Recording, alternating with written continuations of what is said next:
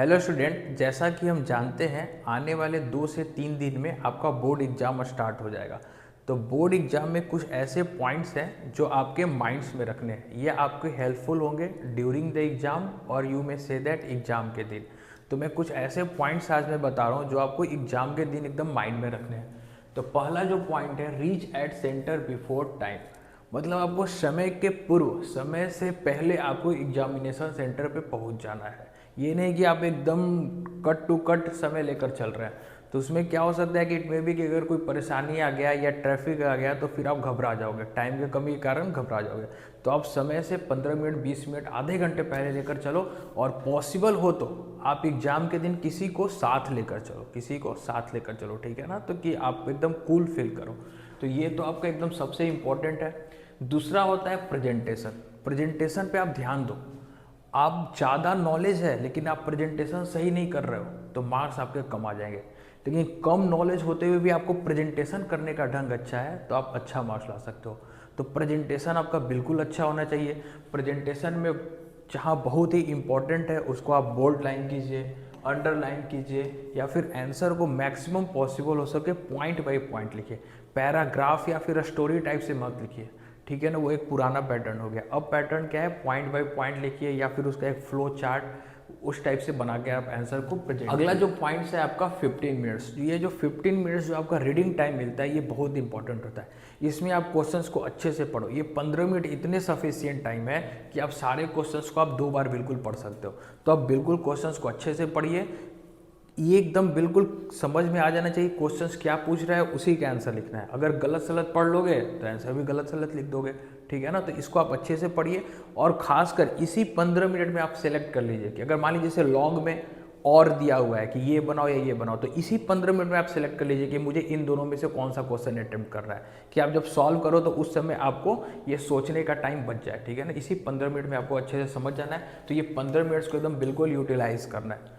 Third है attempt. आपको attempt तो चाहे क्वेश्चंस आए या ना आए, ए टू जेड क्वेश्चंस आपको अटेम्प्ट करना है, ठीक है ना। सारे के सारे क्वेश्चंस अटेम्प्ट करने हैं और अटेम्प्ट आपको बिल्कुल सही तरीके से करना है। जैसे सही तरीके कहने का मतलब क्या है कि जैसे अब 2 मार्क्स का क्वेश्चन है तो उसको लगभग आधे पेज में अटेम्प्ट करने हैं। 3 मार्क्स के क्वेश्चन है तो उसको लगभग 1 पेज में अटेम्प्ट करने हैं। 5 मार्क्स के क्वेश्चन है तो उसको लगभग 2 से ढाई पेज में अटेम्प्ट करने हैं। ये नहीं कि 5 मार्क्स का क्वेश्चन है आधे पेज में अटेम्प्ट करके चलेगा, बिल्कुल वैसा नहीं। एकदम बिल्कुल आपको सही तरीके से अटेम्प्ट करना है। और उससे रिलेटेड आप कोई भी कंटेंट लिखिए। अगर आपको डायरेक्ट डिटो अगर सेम नहीं आ रहा है तो उससे रिलेटेड कोई भी कंटेंट लिख दीजिए। उससे रिलेटेड अगर पॉसिबल हो तो डायग्राम लिखिए, फॉर्मूले लिखिए, कुछ पुटिंग कीजिए।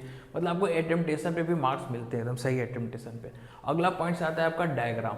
देखो डायग्राम एक क्या होता है, बहुत ही इंपॉर्टेंट फैक्टर करता है एग्जाम के टाइम।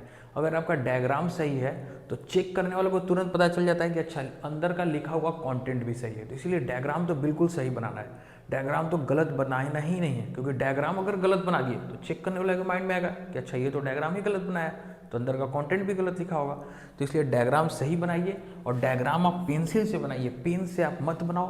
पेन से बनाओगे तो फिर आपका कहीं अगर गलती हो गया तो फिर आप कट कुट कर दोगे तो फिर वो डायग्राम गलत हो जाएगा। तो इसीलिए आप पेंसिल से बनाइए। ऐसे आप सीबीएसई बोर्ड में पेन और पेंसिल दोनों अलाउड है डायग्राम के लिए, ठीक है ना। और लॉन्ग आंसर क्वेश्चंस में तो एकदम ट्राई करो कि एक डायग्राम डाल ही दो, ठीक है ना। लॉन्ग आंसर क्वेश्चंस में एकदम ट्राई करो कि एक डायग्राम आप पुट कर ही दो, ठीक है। इसके बाद नेक्स्ट टॉपिक आता है सेक्शन। जैसे आप क्वेश्चंस पेपर सॉल्व कर रहे हो तो ये डिफरेंट सेक्शन होते हैं, A B C D E. जैसे आप 15 मिनट में जब रीडिंग करोगे तो उसी समय आप जज कर लो कि कौन सा ऐसा सेक्शन है जिसके मुझे सारे क्वेश्चंस आते हैं, और जिसके मुझे सारे क्वेश्चंस आते हैं वही सेक्शन से आपको स्टार्ट करना है। उससे क्या होगा कि आपका कॉन्फिडेंस बिल्डअप हो जाएगा, और जब कॉन्फिडेंस बिल्डअप होगा ना तो बाकी सेक्शन आप बहुत ही शानदार आप लेकर जाओगे, ठीक है ना।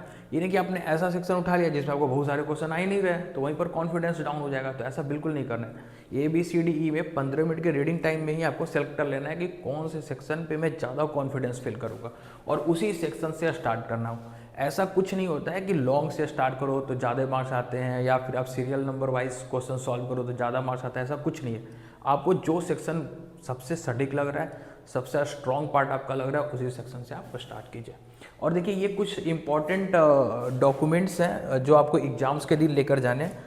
पहला तो original admit card. Admit card आपका ओरिजिनल होना चाहिए। ओरिजिनल एडमिट कार्ड कहने का मतलब ये है कि उस पर आपके प्रिंसिपल का, स्कूल के प्रिंसिपल का साइन और स्कूल का मोहर होना चाहिए, ठीक है ना। इसको आप एक बार मिला लेना। अगर ये नहीं रहा तो आप एक बार पहले ही, एक दिन दो दिन पहले ही आप स्कूल में जाके इसका मोहर या फिर साइन करवा लेना। और सारे आपके पार्ट्स क्या होने चाहिए, जो भी आप हाथ में ले जा रहे हैं वो ट्रांसपेरेंट होने चाहिए।